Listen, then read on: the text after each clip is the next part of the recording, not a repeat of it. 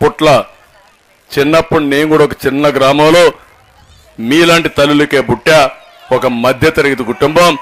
మా తల్లికి కూడా చదువు లేదు, మా తండ్రి కూడా రైతే. అక్కడి నుంచి నేను కష్టపడ్డా. ఎన్టీ రామారావు గారు కూడా ఒక సాధారణ కుటుంబమే, మహాత్మా గాంధీ కూడా ఒక సాధారణ కుటుంబమే. ఇప్పుడు ప్రధానమంత్రి నరేంద్ర మోడీ గారు కూడా ఎన్నోసార్లు చెప్పాడు, ఒక రైల్వే స్టేషన్లో టీ అమ్ముకుంటూ కష్టపడిన వ్యక్తి. మీలో శక్తి ఉంది, సామర్థ్యం ఉంది, దానికి వెలికి తీసే ఆలోచన రావాలి. అదే ఆలోచన ఒక మహిళ, అసాధారణమైన మహిళగా తయారు చేసే బాధ్యత తెలుగుదేశం పార్టీ నేను తీసుకుంటాను. మిమ్మల్ని ప్రోత్సహిస్తాం, మీ అందరికీ ఎక్కడికక్కడ అండగా ఉంటాం. ఇంకో పక్క మీకు అవసరమైతే ఏదైనా ఇబ్బందులుంటే ఇబ్బందులు పరిష్కారం చేస్తాం. ఇప్పుడే కాన్స్టిట్యున్సీ పార్టీ ప్రెసిడెంట్ చెప్పింది, తెలుగుదేశం వస్తే ఎవ్వరు కూడా ఆడబిడ్డకు ఎక్కడ అన్యాయం చేయాలనో అవమానం చేయాలని ఆలోచిస్తే భయపడతారు. ఒక్క ఉదాహరణ చెప్తున్నా. నేను ముఖ్యమంత్రిగా ఉన్నప్పుడు 2015 ఆ ప్రాంతంలో గురిజాల్లో ఒక చిన్న అమ్మాయి పైన, ముస్లిం బాలిక పైన అత్యాచారం జరిగింది. నాకు సమాచారం వచ్చింది. చాలా సీరియస్ అయ్యాను. నేను ఒకటే చెప్పాను, ఎన్ని టీంలు వేస్తారో వేయండి, 24 గంటల్లో ఎక్కడున్నా పట్టుకోమని ఆదేశాలు ఇచ్చాను. 24 టీంలు వేసి ఎతుకుతా ఉంటే వాడు ఎక్కడ పోవాలో భయపడిపోయి కడాన చెట్టు కూరేసుకొని చచ్చిపోయే పరిస్థితి వచ్చాడు. అంటే నేను ఒకే మాట చెప్పాను ఆ రోజు కూడా, ఎవడైనా నా ఆడబిడ్డల జోలుకొస్తే ఖబర్దార్ జాగ్రత్తగా ఉండండి, అదే లాస్ట్ డే మీకు. అది పరిపాలన. ఈరోజు ఏమన్నా పరిపాలన ఉందమ్మా? ఎవరికన్నా భయం ఉందా?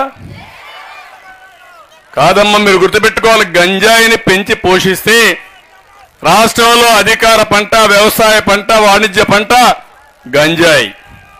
ఏమమ్మా, గంజాయి దాగినోడికి తల్లికి పెళ్ళానికి వ్యత్యాసం తెలుస్తుందా? ఆ పిల్లలు మీ దగ్గర ఉంటారా? మీ పిల్లల గంజాయికి అలవాటైతే ఏమవుతారు మీరు? నిన్నే మీరు చూశారు, గంజాయే కాదు డ్రగ్స్. డబ్బులకు కక్కుర్తిపడి విదేశాల నుంచి డ్రగ్స్ తీసుకొచ్చి అమ్ముకునే పరిస్థితికి వచ్చారంటే ఈ ప్రభుత్వానికి బాధ్యత ఉందని నేను అడుగుతున్నా. అదే తెలుగుదేశం హయాంలో రాలేదేవాడు? రావాలంటే భయపడ్డారే. అంటే మీరే అలాంటి తప్పుడు వ్యాపారాలు, చీకటి వ్యాపారాలు చేసి రాష్ట్రాన్ని భ్రష్టు పట్టించారు. అందుకే ఇవన్నీ జరిగాయి. అవసరమైతే మా ఆడబిడ్డల కోసం ప్రత్యేకమైన చట్టం కూడా తీసుకొచ్చి మీ అందరినీ కాపాడుకునే బాధ్యత తెలుగుదేశం పార్టీ తీసుకుంటాం, మిత్రపక్షాలు తీసుకుంటాం. నేను ఒకే ఒక విషయం మిమ్మల్ని కోరుతున్నా, ఈ రోజు నుంచి మన నియోజకవర్గంలో కూడా బూత్ కమిటీలు వేసుకునేవాళ్ళం. కానీ మొట్టమొదటిసారిగా మహిళల్ని ఇంత పెద్ద ఎత్తున ప్రోత్సహించాం. నా జీవితంలో నేను ఊహించలేదు. మామూలుగా బూత్ కమిటీ మీటింగ్లు అన్ని పెడితే కూడా ఇంతమంది రారు, దానికంటే 3 ఎక్కువ వచ్చారు. కార్యకర్తలు ఎంతమంది ఉన్నారో వాళ్ళకంటే 3 ఎక్కువ మీరే వచ్చేశారు. అది మీకు పార్టీ పైన అభిమానం. రెండోది, ఇక్కడి నుంచే ప్రారంభం. మా ఆడబిడ్డలు బ్రహ్మాండంగా రాజకీయాల్లోకి వస్తారు. మా మగవాళ్ళు ఆలోచించుకోవాలి, మీ కుర్చీల కోసం మీరు ఎత్తుక్కునే రోజు తొందరలోనే వస్తుంది. అందరూ ఆడబిడ్డల రోజు అధికారంలోకి రావాలనుకుంటే. రెండోది, ఆడబిడ్డల్ని బాగా చదివించి ఎక్కువ డబ్బులు సంపాదించే మార్గం ఏంటో చేసి చూపిస్తాను. నేను అందుకే ఆ మీటింగ్లో చెప్పబోతున్నాను. రాబోయే రోజుల్లో మన నియోజకవర్గాన్ని ఒక ఆదర్శంగా తీసుకుని ఇండస్ట్రీస్ కానీ, సర్వీస్ సెక్టర్ కానీ పెద్ద ఎత్తున ఏమేం చేయాలో చేసి దేశం గర్వపడే విధంగా కుప్ప అంటే శభాషని నిరూపిస్తానని చెప్పి కూడా నేను మీకు తెలియజేస్తున్నా. దానికి కూడా సారథులు మీరే. ఆ పగ్గాలు కూడా మీ చేతికి ఇస్తా. ప్రతి ఒక్క కుటుంబంలో మీరు ముందుకు రండి. ఆర్థికంగా మీకు ఇస్తా ఉంటాం.